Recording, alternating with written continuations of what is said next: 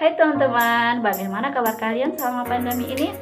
Semoga kita dalam keadaan sehat walafiat ya. Lupa juga kita harus jaga imun tubuh kita.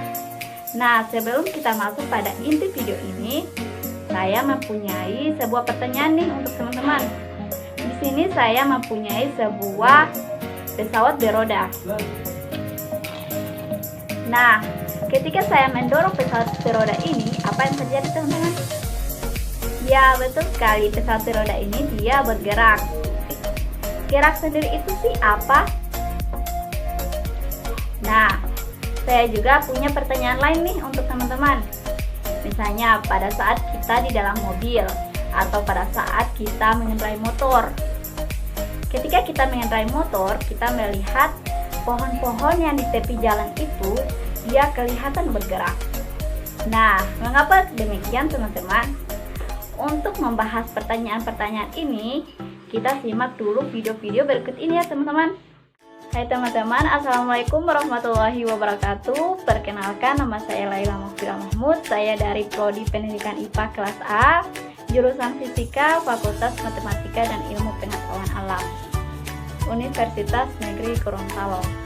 Pada video kali ini saya akan menjelaskan tentang materi konsep gerak GLB dan GLBB. GLB sendiri itu adalah gerak lurus beraturan, sedangkan GLBB itu sendiri adalah gerak lurus berubah beraturan. Pada video kali ini juga saya membuat sebuah alat peraga, di mana alat peraga ini saya gunakan sebagai percobaan tentang GLB dan GLBB. Dan di sini sebelum itu kita masuk dulu pada materi dari konsep gerak GLB dan GLBB itu sendiri. Oke, mari kita bahas materinya.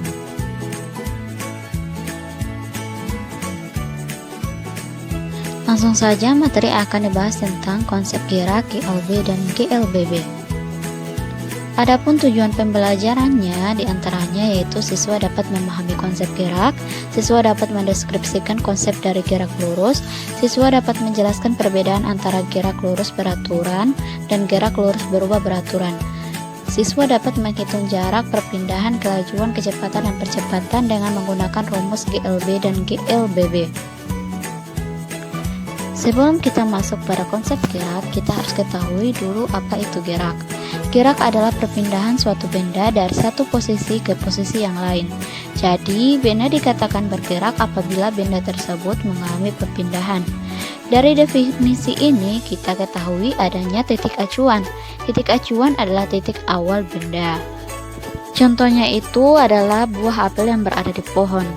Buah apel yang berada di pohon menjadi titik acuan atau titik awal dari apel, sedangkan buah apel yang jatuh di bawah tanah menjadi titik akhir dari apel.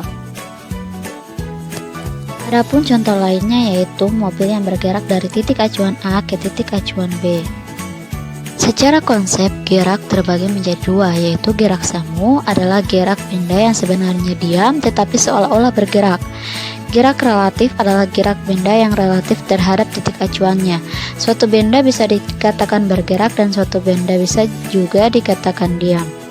Adapun contoh dari gerak semu adalah ketika kita berada di mobil dan melihat ke arah luar jendela mobil, pohon-pohon yang di tepi jalan yang kita lihat seolah-olah bergerak dan berlari meninggalkan kita. Tetapi yang sebenarnya yang terjadi adalah yang bergerak adalah mobil di mana kita berada di dalamnya. Adapun contoh dari gerak relatif, dia sama dengan ilustrasi sebelumnya, yakni saat kita berada di dalam mobil dan pohon-pohon yang ada di tepi jalan, di mana pada saat di mobil ini bergerak sedangkan pohon-pohon yang ada di tepi jalan tetap diam. Benda-benda yang bergerak pasti memiliki lintasan-lintasannya. Adapun macam-macam lintasan diantaranya yakni gerak lurus, gerak melingkar, gerak parabola. Namun yang akan dibahas pada video kali ini adalah gerak lurus. Adapun gerak lurus adalah gerak yang memiliki lintasan berupa garis lurus. Contohnya gerak mobil yang melaju di jalan. Unsur-unsur gerak diantaranya yang pertama adalah jarak. Jarak itu adalah jumlah total lintasan yang ditempuh oleh suatu benda. Yang kedua ada perpindahan, yaitu selisih antara kedudukan akhir dan kedudukan awal. Kelajuan, perbandingan antara jarak yang ditempuh dengan waktu yang dibutuhkan benda. Kecepatan adalah perpindahan suatu benda yang dibagi oleh selang waktunya. Percepatan dan perlambatan. Percepatan itu adalah perubahan kecepatan di setiap waktu. Perbedaan antara percepatan dan perlambatan. Percepatan itu kecepatannya akan bertambah, sedangkan perlambatan kecepatannya itu akan berkurang. Ada dua macam gerak lurus, yaitu GLB atau gerak lurus beraturan dan GLBB, yaitu gerak lurus berubah beraturan. Yang pertama adalah GLB atau gerak lurus beraturan, yaitu gerak suatu benda pada lintasan lurus dengan kecepatan konstan atau tetap. Adapun rumus dari GLB adalah yang pertama adalah kelajuan, yaitu V sama dengan S per T, di mana V adalah kecepatan, S adalah jarak, dan T adalah waktu. Selanjutnya adalah kecepatan. Di kecepatan rumusnya adalah delta V sama dengan delta S per delta T, di mana V ini merupakan kecepatan, delta S adalah perpindahan, dan delta T adalah waktu selama perpindahan. Selanjutnya adalah GLBB atau gerak lurus berubah beraturan, yaitu gerak suatu benda yang memiliki lintasan lurus dengan kecepatan berubah-ubah namun tetap beraturan. Adapun rumus dari GLBB diantaranya dapat dilihat dalam rumus di bawah ini. GLBB dibagi menjadi dua, yaitu GLBB dipercepat dan diperlambat. Contoh GLBB dipercepat adalah buah kelapa yang jatuh dari pohonnya, sedangkan GLBB yang diperlambat adalah ketika kita membuang bola ke atas. Oke, penjelasan tentang materi konsep gerak GLB dan GLBB telah selesai. Selanjutnya kita akan masuk pada tahap alat peraga, di mana pada tahap ini kita mulai dari alat dan bahan yang akan disediakan.